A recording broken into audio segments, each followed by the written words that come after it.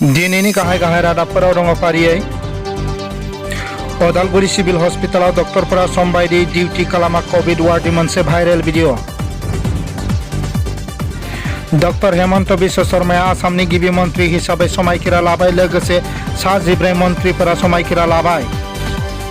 तेजपुरनि मिरु फालांगि थावनियाव अर खामदों, 80 कोटी रांनि खहा। दानिया फैदो आबुं रादाब। अदालगुरि सिभिल हस्पिटालनि कभिड वार्डआव मोनसे सैथो बाथ्राया भिडिअ भाइरेलनि गेजेरजों सोराङाव फैदों। बे भाइरेल भिडिअनि गेजेरजों डक्टर आरो हेल्थ वर्कारफोरा मोजां रोखोमै डिउटि खालामाखै, बे बाथ्राया सोराङाव फैदों। बे भिडिअनि गेजेरजों भुगिनांनाय सासे सेंग्राया डक्टर आरो हेल्थ वर्कारफोरखौ बिजि थुनो लेंहैसेयावबो नुजाथिफैयाखै होननानै अजद दैखांदों। এইটো উদালগুৰিৰ কোভিড চাওক দেখা, এইটো উদালগুৰিৰ কোভিড চেণ্টাৰ। এতে কি হৈ আছে আপোনালোকে ঘটনা দেখা পাইছে। এতে যিজন ডক্টৰ তেখেতে নাম ক'ব হৈ পৰিছে এইজন ডক্টৰ, আৰু এতে নাৰ্ছ বিলাকে সঠিকভাৱে ৰেছপন্স নিদিয়ে। আমি এতে আধা ঘণ্টা ধৰি ডক্টৰক মাতি আছো, ডক্টৰটো নাই। 6 দিন ধৰি তেখেতে কোভিড ৱাৰ্ডত একবাৰো দেখা দিয়া নাই। তাৰ পিছত একো এটা টেবলেট নাই, একো নাই। আমি ইনজেকশ্যন দিব লগা টাইমত তেখেতক আধা ঘণ্টা বিলম্ব কৰিছো। আপোনালোকে কিমান দিন ধৰি আছে? মই মংগলবাৰৰ পৰা আছো। আজিলৈকে ডক্টৰ দেখা নাই। আজিলৈকে মংগলবাৰৰ পৰা আজি কিবা গুটে ৰাতি ৰবিবাৰ দিলে ভিতৰত নাথাকে। মংগলবাৰৰ পৰা আজি ৰবিবাৰ, আজিলৈকে একটাও ডক্টৰ দেখা নাই। এতে ইহঁতে এনেকুৱা কোভিডৰ কিবা হৈ আছে, নেকি? মোক ডক্টৰৰ নাম শুনিবলৈ কিয় ভয় কৰিছে যদি ইহঁতে ভুলে কৰা নাই? दिनै श्रीमन्त शंकरदेव कलाक्षेत्रआव आसामनि 12थि गिबि मन्त्रि हिसाबै समायखिरा लायो डक्टर हेमन्त बिश्व शर्माया। बे मन्त्रि सभायाव बिजेपिनिफ्राय 7, एजिपिनिफ्राय 2, इउपिपिएलनिफ्राय 1 मन्त्रि हिसाबै समायखिरा लायो। अबसे इउपिपिएलनिफ्राय गबिन्द बसुमतारी बिथाङा बिटिसिनि लेङाइ गाहाय मावफुं सोद्रोमानि बिबान एंग्लायखांनायनि उनावसो समायखिरा लाहोनाय जागोन होननानै मिथिनो मोननाय जादों।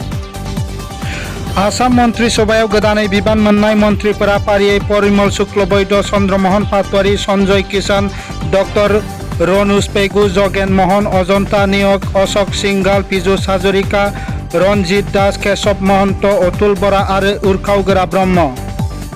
आसामनि रायजो बेंगिरि प्रफेसर जगदीश मुखिया बे समायखिरा लानाय हाबाफारिखौ मावफुङो।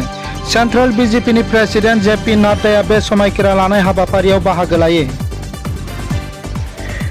गिबि मन्त्रि डक्टर हेमन्त बिश्व शर्मानि हांख्रायनाय लेखा बेरेखा हान्जानि दैदेनगिरिफोराबो बे हाबाफारियाव बाहागो लाफैयो।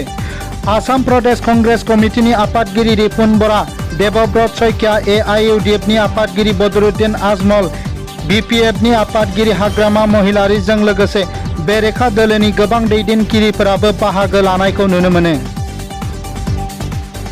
ঈশ্বৰৰ নামত শপত খাই কওঁ যে অসম ৰাজ্যৰ মুখ্যমন্ত্ৰী স্বৰূপে মোৰ কৰ্তব্যৰ যথাযথ সম্পাদনত আৱশ্যক হোৱাৰ বাহিৰে মই এনে বিষয় যি মোৰ বিবেচনাৰ কাৰণে অনা হ'ব বা অসম ৰাজ্যৰ মুখ্যমন্ত্ৰী স্বৰূপে মোৰ জ্ঞাত হ'ব কোনো ব্যক্তি বা ব্যক্তিসমূহৰ ওচৰত প্ৰত্যক্ষ বা পৰোক্ষভাৱে জ্ঞাপন বা প্ৰকাশ নকৰিম।